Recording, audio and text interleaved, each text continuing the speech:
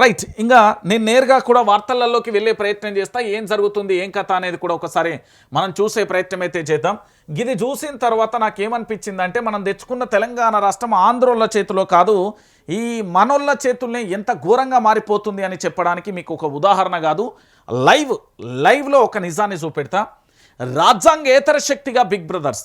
తెలంగాణలో భారత రాజ్యాంగం అమల్లో ఉంది తమ్ముడు. నేనే తెలంగాణలో ప్రజాస్వామ్యం ఉంది అక్క, మిమ్మల్ని ఇక్కడ ఏమనున్నది, రాజ్యాంగేతర శక్తిగా బిగ్ బ్రదర్స్ అట.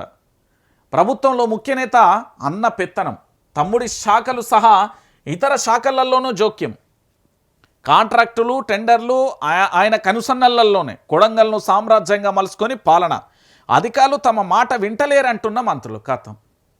ఇప్పుడు ఓ శాఖకు మంత్రి పెడుతుంది, వ్యవసాయ శాఖకు ఓ మంత్రిని ఇత్తివి, దావఖానకు ఒక మంత్రిని ఇత్తివి, ఇట్లా చెప్పుకుంటూ పోతే దేవాదాయకు మంత్రిని ఎత్తివి, రెవెన్యూకు మంత్రిని ఎత్తి, కానీ మంత్రుల మాటలు ఎవరు దేక్తలేరట. ఇప్పుడు తెలంగాణలో నేనేమని చెప్తున్నా అంటే ఒకసారి వినండి. తెలంగాణలో కాంగ్రెస్ పార్టీ అధికారంలోకి వచ్చిన తర్వాత మంత్రులకు వాళ్ళ శాఖలను కేటాయించింది. వాళ్ళు అదైతే అందరికీ తెలుసు కదా. సో పేరుకు మాత్రమే నామమాత్రం మంత్రులు, కానీ ఏమీ చేయలేరు. ఏంది అంటే, ఆ తెలంగాణ గాంధీ భవన్లో ప్రెస్ మీట్ పెట్టడమో, సెక్రటరియట్లో ప్రెస్ మీట్ పెట్టడమో తప్ప ఏమీ లేదు. ఇక్కడ యనుమల రేవంత్ రెడ్డికి సంబంధించి ఆయన దగ్గర మున్సిపల్ ఉన్నది, దాంతోపాటు హోమ్ ఉన్నది, విద్యాశాఖ ఉంది. ఈ శాఖలకు సంబంధించి ఆయన చూస్తాడు.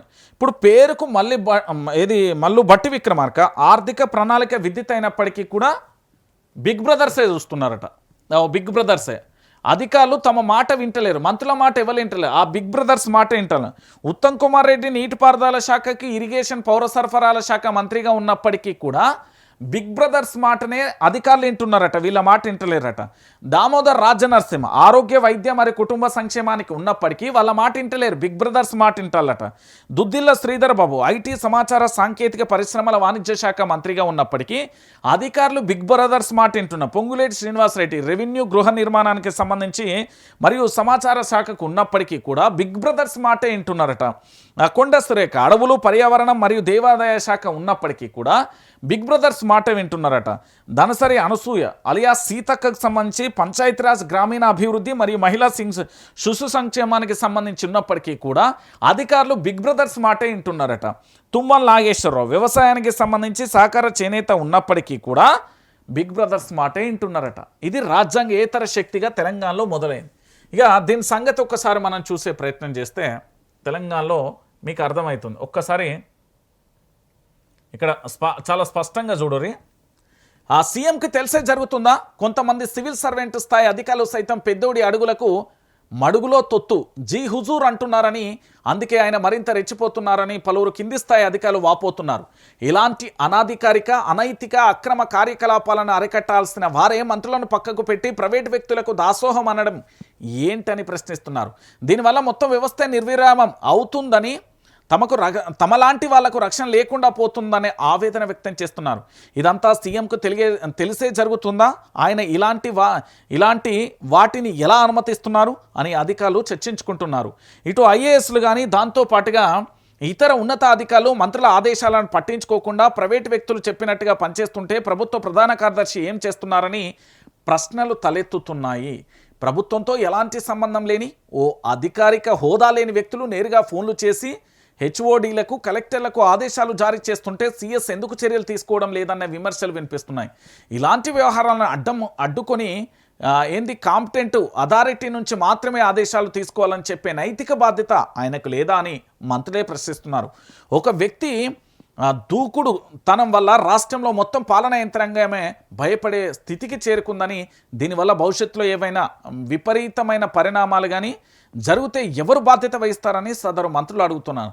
తమ శాఖలపై ఎవరో వచ్చి పెత్తనం చెలాయించడం వల్లే తలెత్తే పర్యవసనాలు రేపు ఎవరు బాధ్యత వహించాలని ప్రశ్నిస్తున్నారు. ఇప్పటికే కళ్యం తెగిన గుర్రంలా మారిన యంత్రాంగాన్ని కట్టడి చేయాలని వాపోతున్నారు మంత్రులు. ఇది బాధ.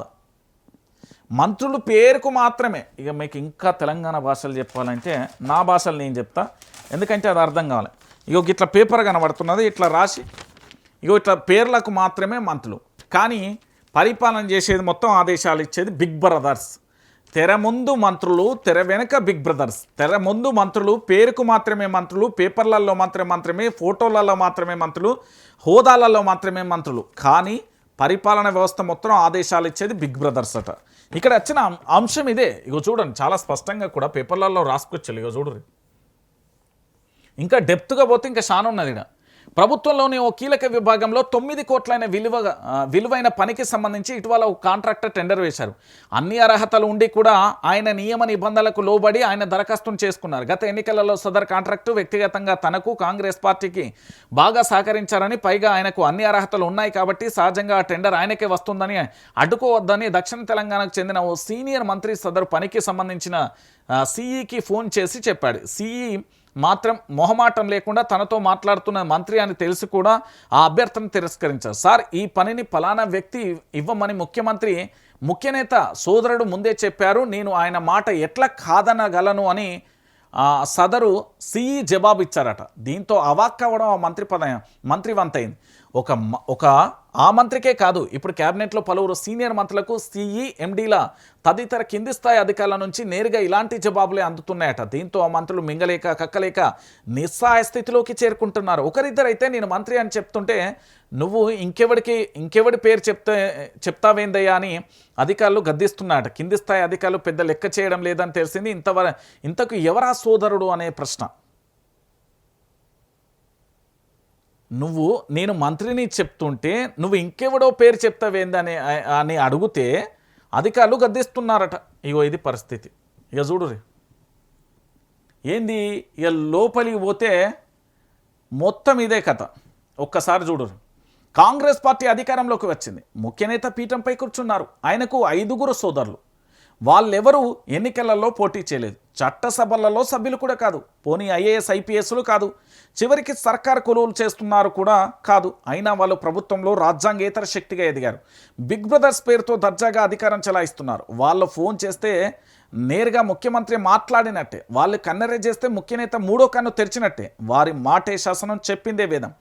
టెండర్ ఏదైనా వాళ్ళ కనుసన్నల టెండర్ ఏదైనా వాళ్ళ వాళ్ళు కన్ను గీడితేనే దక్కుతుందట. కాంట్రాక్టులు, కాంట్రవర్సీలు, ఇలా ఏ ఫైల్ అయినా ఏదైనా ఎస్ అంటే రబ్బర్ స్టాంప్ పడిపోతుంది. ఇందులో అందరికంటే పెద్దోడి రూటే సపరేటు. తమ్ముడి శాఖలలో మాత్రమే కాదు, ఇతర శాఖలలోనూ జోక్యం చేసుకున్నారనే ఆరోపణలున్నాయి. హైడ్రా కూల్చివేతలు, సింగరేణి టెండర్లు, కాంట్రాక్టులు, ఇలా ఆయన అన్నీ చెప్పినట్టే జరగాలట. ఫోన్లో ఆయన బూతుల వర్షం కురిపిస్తారని కూడా పెద్దోడి పేరు చెప్తే అధికారులే గడగడ వణికిపోతున్నారనే ప్రచారం. పెద్దోడికి ప్రత్యేక సామ్రాజ్యం. కొడంగల్కు ఎమ్మెల్యే ఉన్నా అక్కడ రాజకీయంగా చేసేది పెద్దోడే అనేది బహిరంగంగా రాసేం. ఆ నియోజకవర్గానికి మకుటం లేని మహారాజుగా ప్రకటించుకున్నారని కాంగ్రెస్ శ్రేణులే పేర్కొన్నారు. మహబూబ్ నగర్ జిల్లాలో అధికారిక కార్యక్రమం నిర్వహిస్తే ఆయనను కలెక్టర్తో సమానమైన కుర్చీ వేయాల్సిందేనని, కేబినెట్ స్థాయి భద్రత కల్పించేసిందేనని స్థానిక అధికారులు చెప్తున్నారు. నియోజకవర్గంలో ఏ చిన్న పని జరగాలన్నా, ఏ అధికారి బదిలీ కావాలన్నా ఆయన గ్రీన్ సిగ్నల్ ఇవ్వాల్సిందేనని ప్రచారం జరుగుతుంది. అధికారులతో సమీక్షలు నిర్వహించడం, టెండర్లకు ప్రభావితం చేయడం వంటి ఆరోపణలు ఉన్నాయి. ఆయన ఫోన్ చేస్తే ఎలాంటి పనైనా కావాల్సిందేనని చెప్పుకొస్తున్నారు. నియోజకవర్గంలో కాంగ్రెస్ పార్టీలోని ఇదే పరిస్థితి ఉందని, నియామకాలన్నీ కూడా ఆయన చెప్పినట్టే జరుగుతున్నాయని ప్రచారంలో ఉంది. రాష్ట్ర ప్రభుత్వంలో రాజ్యాంగేతర శక్తిగా దూరి కంటి చూపుతోనే వ్యవస్థలను శాసిస్తున్నాడనే విమర్శలు ఉన్నాయి. ఆయన తన సోదరుడి వద్ద ఉన్న కీలక శాఖలలో మాత్రమే కాకుండా ఇతర మంత్రులలో శాఖలలో చేస్తున్నారనే ఆరోపణలు వెలువెత్తుతున్నాయి. తమ శాఖలపై పెద్దోడు పెత్తనం మీద మంత్రులు అనేకసార్లు ముఖ్యనేతకు ఫిర్యాదు చేసినట్టుగా కూడా వాళ్ళ వర్గాలు చెప్తున్నాయి. ఒక్కసారి చూడండి. కేసీఆర్ ముఖ్యమంత్రిగా ఉన్నప్పుడు రేవంత్ రెడ్డి సహా కాంగ్రెస్ నేతలందరూ కూడా కుటుంబ పాలనని దుష్ప్రచారం చేశారు. తెలంగాణ వచ్చినాక ఆ 4గురికే ఉద్యోగాలు వచ్చాయని, కల్వకుంట్ల కుటుంబం తప్ప ఎవరూ బాగుపడలేదంటూ నిరుద్యోగులను రెచ్చగొట్టినారు. నరం లేని నాలుకే ఎన్నైనా ఎలాగైనా మాట్లాడచ్చు, కానీ వాస్తవాలు ఏంటనేది ప్రజలకు తెలుసు. కేటీఆర్ ఉద్యమ కాలం నుంచి ప్రజల మధ్య ఉన్నారు. ప్రజలకు ఆయనను ఓట్లేసి గెలిపించుకున్నారు. హరీష్ రావు వరుసగా 7 సార్లు ఎమ్మెల్యేగా ప్రజల చేతిలో ఎన్నుకోబడ్డారు. అయినా వాళ్ళది కుటుంబ పాలన అని నోటికి వచ్చినట్టు మాట్లాడారు. అలా మాట్లాడిన వాళ్ళంతా ఈరోజు బిగ్ బ్రదర్స్ గురించి ఏం చెప్పరన్నా? ఏమైనా బిగ్ బ్రదర్స్ గురించి మాట్లాడాలంటే వాళ్ళకి సిస్సు పడుతుంది. కాబట్టి వాళ్ళు పదవిలో ఉండాలి, అధికారంలో ఉండాలి. కాబట్టి వాళ్ళు ఏం మాట్లాడలేరు, ఏం మాట్లాడరు కూడా. గంతే. బిగ్ బ్రదర్స్ ఎక్కడిది? బిగ్ బ్రదర్స్ చేతిలోకి వెళ్ళిపోయినాక ఇంకేం ఉంటుంది బిగ్ బ్రదర్స్. ఇక చూడురి, ఈరోజు ఆనాడు కేసీఆర్కు సంబంధించి కుటుంబ పాలన అని మురిగిన కుక్కలు అదే ఎర్రి కుక్కలు బొచ్చు కుక్కలు ఉంటాయి కదా మనం కామన్గా తెలంగాణ భాషలు చెప్తాయి, ఎర్ర కుక్కరినట్టు ఊరుతున్నావు అంట కదా. ఇంట్లో ఏదైనా గొడవ జరిగిన లేకపోతే బయట ఏదైనా నలుగురు మధ్యలో ఏం ఊరుతున్నాయి, వాడు మనవడైనా అది అంటాం కదా. మరి ఆ కుక్కలన్నీ ఈరోజు రాజ్యాంగేతర శక్తిగా బిగ్ బ్రదర్స్ మారేలు కదా. ఈ బిగ్ బ్రదర్స్కు సంబంధించి అన్ని శాఖలలో, అన్ని మంత్రులకు సంబంధించిన శాఖలలో పుల్లలు పెడుతున్నారు కదా. మరి దీని గురించి ఏం మాట్లాడతలేరేంటి?